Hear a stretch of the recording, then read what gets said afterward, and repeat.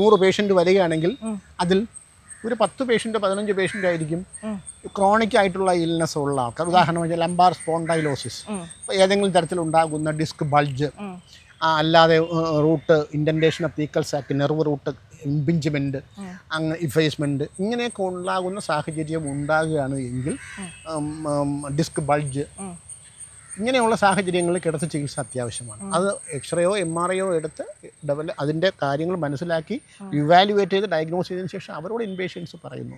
അല്ലാതെ ഒരു asthma patient വരുമ്പോൾ അവർക്ക് ഇൻപേഷ്യൻ്റ് ആവശ്യമില്ല. സോറിയാസിസ് ഇൻപേഷ്യൻ്റ് ആവശ്യമില്ല. സോറിയാസിസ് ചില പേഷ്യൻറ്റിൽ ചിലപ്പോൾ ആദ്യം ഒരു ഡീടോക്സിഫിക്കേഷന് വേണ്ടി ചിലപ്പോൾ ഒരാഴ്ച കിടത്തിയെന്ന് വരും.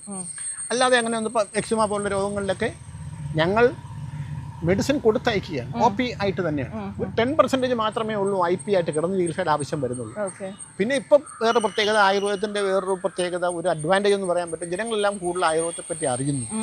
അപ്പോൾ ഈ സുഖചികിത്സ എന്ന് പറയുന്ന ഇപ്പം റെജുവിനേറ്റീവ് തെറാപ്പി, ആയുർവേദത്തിൽ ശമന ചികിത്സ, ശോധന ചികിത്സ, സ്വാസ്ഥ്യ ചികിത്സ എന്ന് പറയും. അപ്പോൾ സ്വസ്ഥം എന്ന് പറയുമ്പോൾ സ്വാസ്ഥ്യ ചികിത്സ, റെജുവിനേറ്റീവ് ട്രീറ്റ്മെൻറ്റ്. ഒരു രോഗമില്ലാത്തവർ പോയിട്ട് 2 ദിവസം 3 ദിവസം ഓയിൽ മസാജ് ചെയ്ത് ഒരു റിലാക്സേഷൻ, റെജുവിനേഷൻ, അതിന് സ്വാസ്ഥ്യം എന്ന് പറയും.